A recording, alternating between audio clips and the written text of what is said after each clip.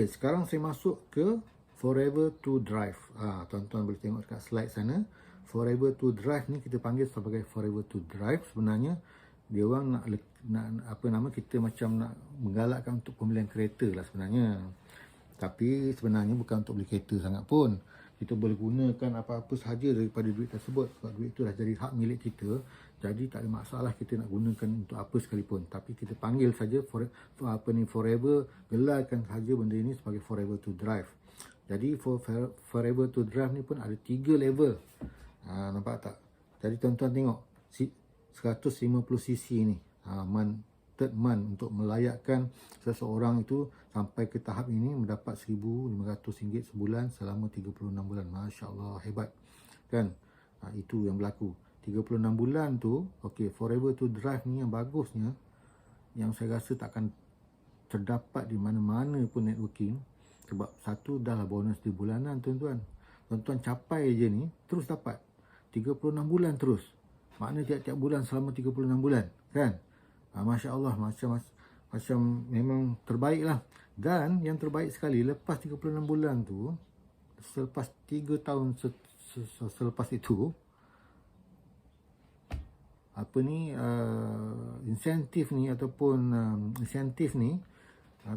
apa kita nak kata benefit ni, atau kan, boleh diperbarui. Masya Allah, susahnya saya nak sebut. Boleh diperbarui. Itu yang paling menarik sekali. Sambung lagi 36 bulan. Sambung lagi 36 bulan selepas itu. Sekiranya anda punya pencapaian masih kekal 150cc. Masya Allah.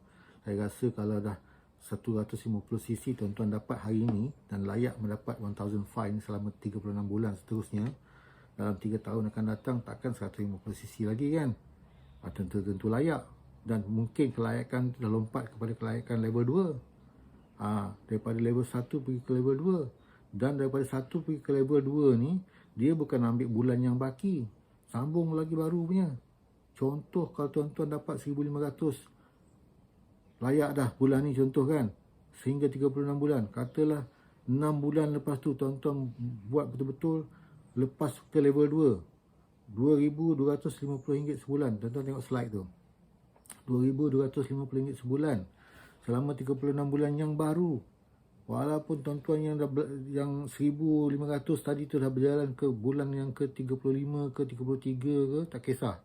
Bila capai je level 2, bukan sambung yang baki tu, dia jadi yang baru pula, 36 yang baru.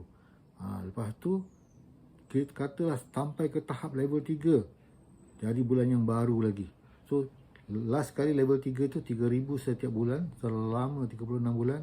Renew lagi 3,000, renew lagi 3,000, renew lagi 3,000. Masya Allah, hebatnya tuan-tuan. Itu duit tepi je tu. Tak termasuk kita punya untung runcit, kita punya direct bonus, indirect bonus, kita punya royalty bonus tadi tu. Ini lain, campuran. Jadi kalau tuan-tuan, kalau kita dah layak sampai peringkat 48% tadi, tuan-tuan bayangkan kita akan dapat berperingkat punya income. Ini yang dikatakan leverage income tadi tu. Berperingkat income boleh capai. Ada kawan-kawan kita dah 2 tahun, 3 tahun dalam perniagaan ini, nak sampai ke 6 angka pun ada. Masya Allah, tuan-tuan, hebat. Jadi itu dia, Forever to Drive. Lepas tu kita tengok testimoni kejayaan. Testimoni kejayaan inilah dia.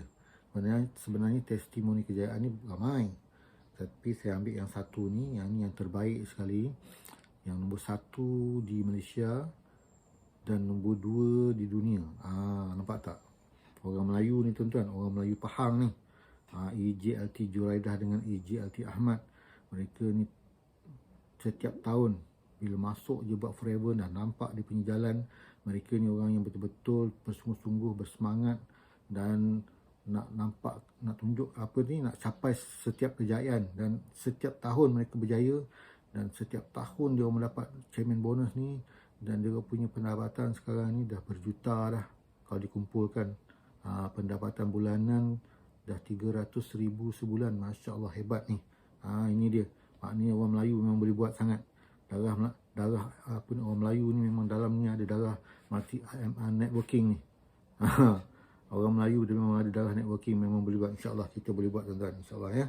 Okey, lepas tu kita tengok Ini adalah satu ayat perkataan yang saya suka nak share dengan tuan-tuan. You will never succeed if you never start. Sangat betul lah tuan-tuan.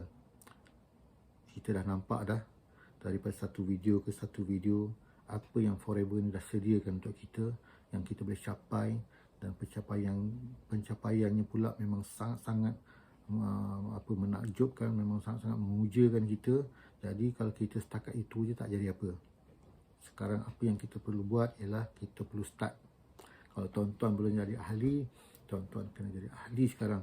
Sign up untuk sebagai Forever Business Owner. Kalau tuan-tuan dah sign up business owner, duduk diam pun tak jadi juga. If you will never succeed, dia kata. If you never start. Jadi kita kena mulakan. Once sebelum kita sign up, kita dah sign up, kita start doing it. Itu boleh datang dia punya successful. Kalau kita dah sign up, kita tak buat apa-apa pun tak jadi. Tapi kita dah nampak dah. Jadi apa yang perlu kita buat? Kita ikut saja gerak kerja yang leader-leader kita dah buat, yang kita dah bagi tahu dalam kelas Zoom umpamanya itu, dengan cara macam mana kita nak capaikan.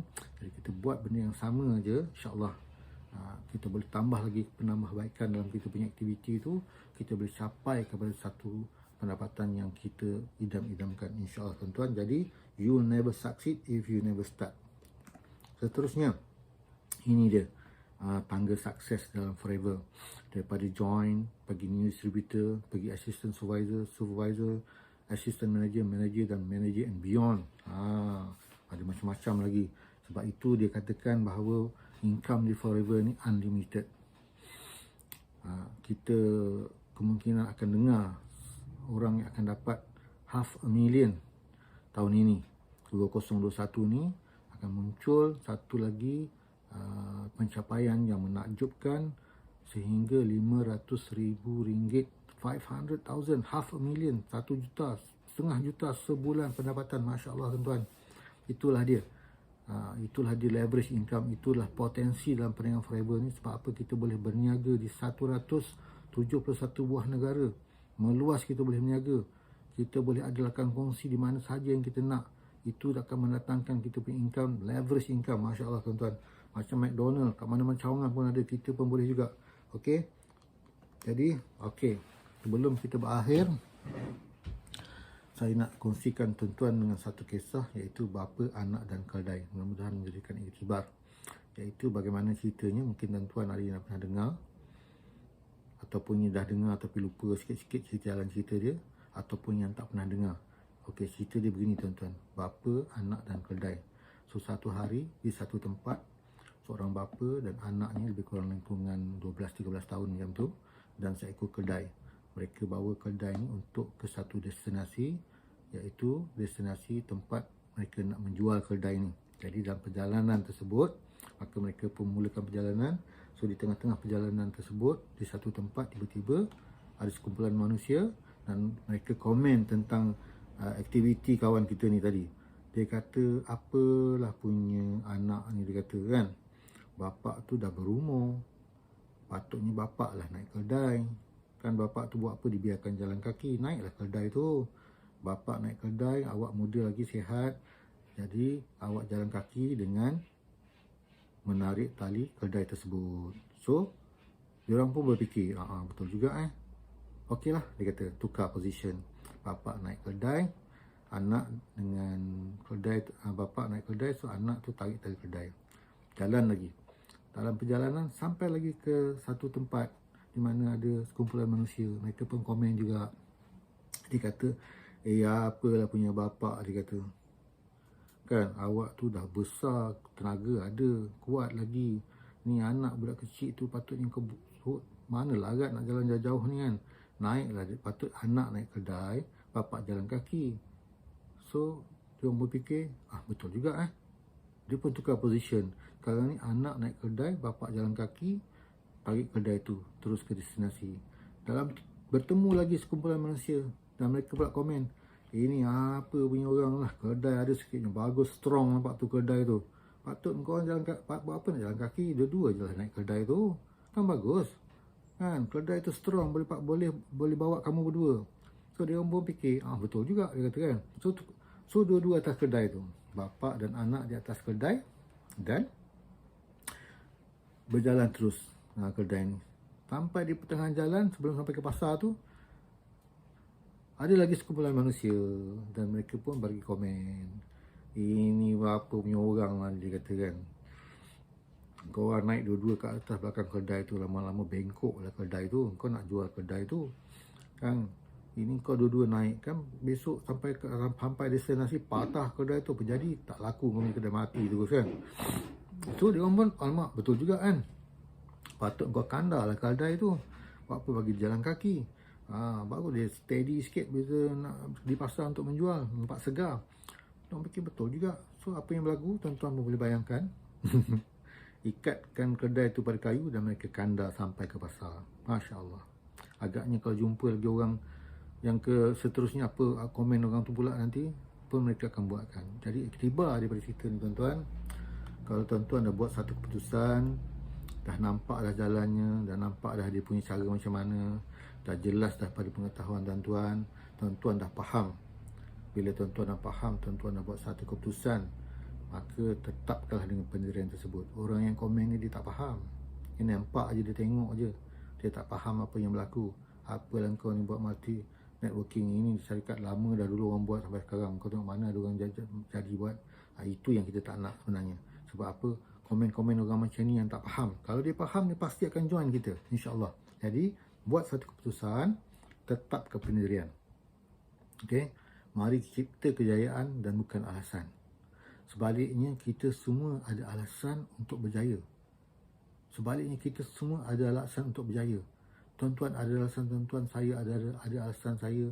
Dan semua orang ada alasan untuk berjaya sebenarnya. Sama ada mereka nak dapatkan rumah baru, ataupun nak dapatkan kediaman baru, ataupun nak dapat satu kereta baru yang lebih selesa, ataupun mereka ada hajat untuk membawa orang tua pergi haji, ataupun dia orang ada hajat untuk memberi allowance bulanan kepada kedua bapa mereka dengan yang lebih bagus, atau dia nak hantar pendidikan kepada anak-anak mereka yang pendidikan yang lebih bagus, ataupun mereka ada impian untuk memberi sumbangan kepada masyarakat.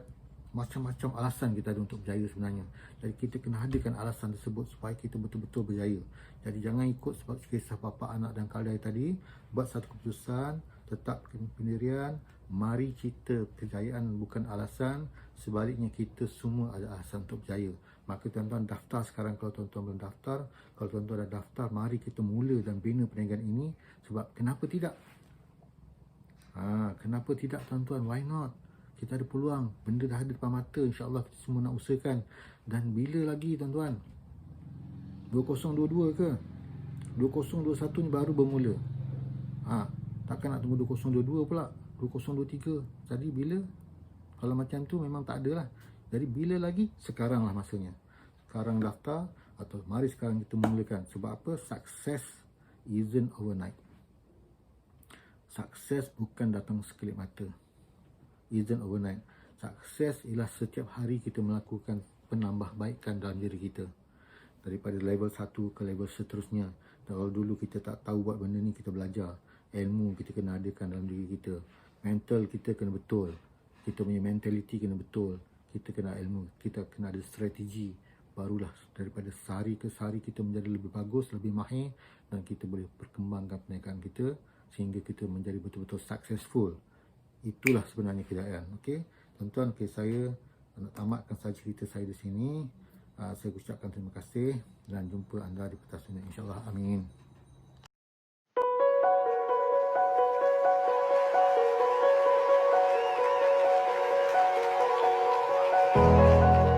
This is our first time, the big check. So we don't know how much our checks now until we go to the on stage. Quite nervous now.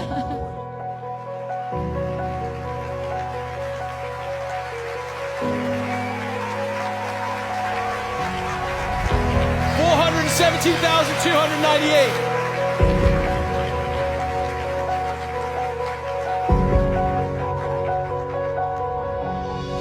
Speechless.